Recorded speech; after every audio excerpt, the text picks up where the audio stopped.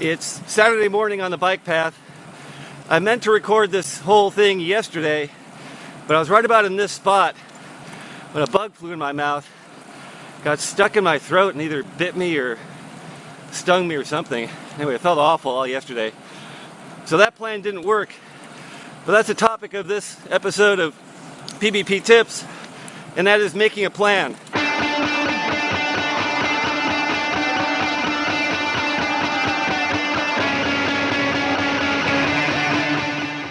You really should go into PBP with two things. One is a plan, and the other is flexibility, because something is going to go wrong with that plan at some point. So a few things to think about when you're putting your plan together. Now the first, obviously, and I've already talked about this, is picking a start time, picking a time limit, which then dictates what time you start. So assuming that you got that down, a few things I would recommend. First is, don't think of PBP as a 1,200 kilometer ride. It's simply too long. You can't go out and ride 1,200 miles at a stretch. I break my ride up mentally a couple different ways. One is, I divide the basic ride into three parts, 400 Ks. And what that means is, I ride to Ludiak, I rest there, it's a little over 400 kilometers. Then out to Brest and back, that's a day's ride. It's another 400 kilometers, actually a little less. And then from Ludiak on back. And because I'm riding slower by that point, that part takes me about a day and a half. And that all together adds up, for me anyway, the last couple times, to about 80 hours of riding. In addition to dividing the ride up into thirds like that, I also try and divide it up into smaller pieces. So think about not riding maybe to Ludiak at a stretch, but ride to the next control. And then ride to the next control after that. That's going to break your ride up into maybe 100 kilometer increments. And it's a lot easier to get back on your bike and say, okay, I just need to make it another 100K to the next control, than it is to say, oh my God, I've got another 1,000 kilometers to go. Mentally, it's going to help you a lot. Next very important thing to plan for is plan for sleep. You've got to get sleep on the ride. There's a romantic notion, I guess, about sleep deprivation, and you hear about people who have hallucinations, or they fall asleep on the bike and then wake up and they're still riding, or they're taking a ditch nap. They have to stop by the side of the road in the middle of nowhere because they're so tired. I would counsel against going for that kind of PBP experience. It's not fun. So plan for sleep. Now, you can look up when they send out the official information where you can sleep. I usually sleep at Ludiak on the way out and the way back. They have a gymnasium there. They'll rent you a cot for a few euros. They'll come and wake you up whatever time you want to get up. Not the most luxurious place to sleep, but it's cheap, it's easy, it's right there at the control. You can also, as part of your planning, look at renting a hotel room someplace. Now, it's July, and there's been some chatter on the email list about people trying to rent rooms in Ludiak and some other places, not finding them. That is probably because it's more than a year out. I think if you wait until August, wait until just a year out from the ride, you'll start seeing more places. Now, I've only ever rented a room one time. That was in 2007. I did not use it.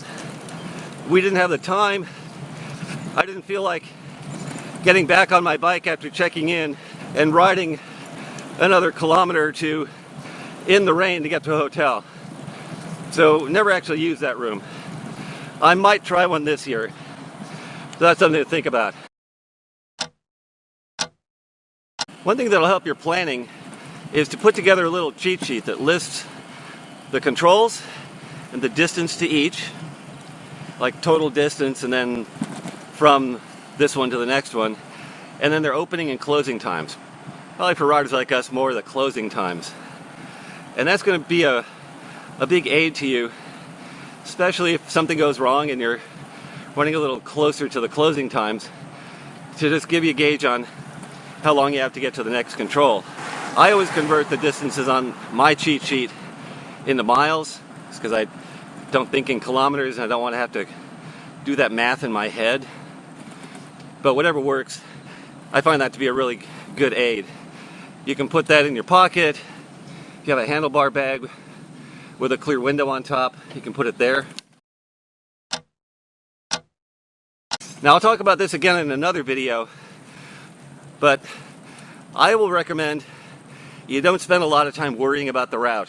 I can tell you, in doing PBP 3 times, I have looked at the route sheet maybe once. The route is extremely well marked. They have signs all over the place. And I can, in all those rides, remember only missing maybe 2 turns. And I figured that out really quick and got back on the route. Don't worry about getting lost. You have to try really hard, especially if you're riding with a group. If you can, I recommend planning to ride with friends. Put together a group, even if it's only you and another guy or gal. Do the brevets together, do some training together, and then plan to ride PBP together. You'll have someone to talk to, you'll have a friend out there on the course, someone who hopefully won't mind if you need to stop and take a leak or fix something on your bike, and you'll have someone to rely on when things, as they probably will, are going to go wrong at some point on the ride. At the beginning of this video, I mentioned flexibility in your plan, and that's a really important concept. I guess there are 2 schools of thought. One is you develop a plan and you do whatever it takes to stay on that plan. So if you're heading for Brest at a certain time, you're going to get there no matter what. Well, that might work for some people. I fall into the other camp that says you need to be flexible and deal with stuff that's going to go wrong, because something, maybe more than one thing, is going to go wrong at some point in the ride, either mechanically with your bike, physically with yourself, mentally with yourself. Something's going to happen to one of your riding buddies. Something will not go according to plan, and you'll need to deal with that. So come up with a plan, stick to it as best you can, be flexible, and be sure that you're having fun while you're doing it. I think one downside of the stick to the plan no matter what concept is you're going to be pushing yourself harder than you want to at some point in the ride. You're there to have fun, you're there to see France, you're there to enjoy the ride, see the countryside, meet the people, and you don't have to turn it into a death march to do that. You should also have a pre-ride plan. In other words, plan ahead, decide how many days in advance you can get to France. I recommend getting there, I usually try and get there a week ahead, because you're going to want to do a few things. You want to get over jet lag, which takes me usually a couple of days to really feel comfortable in the time zone over there. You're going to want to put your bike together, take it out and ride it, and definitely get out in the countryside. Go to the start city and ride part of the course. Now usually Randoneers USA will put on a training ride that goes out there. So go with them, get a feel for what the French roads are like. You might think, well, a road's a road, but they're different. The hierarchy of the road system is different. The markings, the signs, the stripes on the road, everything's a little bit different. And it's a good idea just to get yourself out there and get a feel for what it's like to be on those roads before you just hop on the bike and go ride PBP.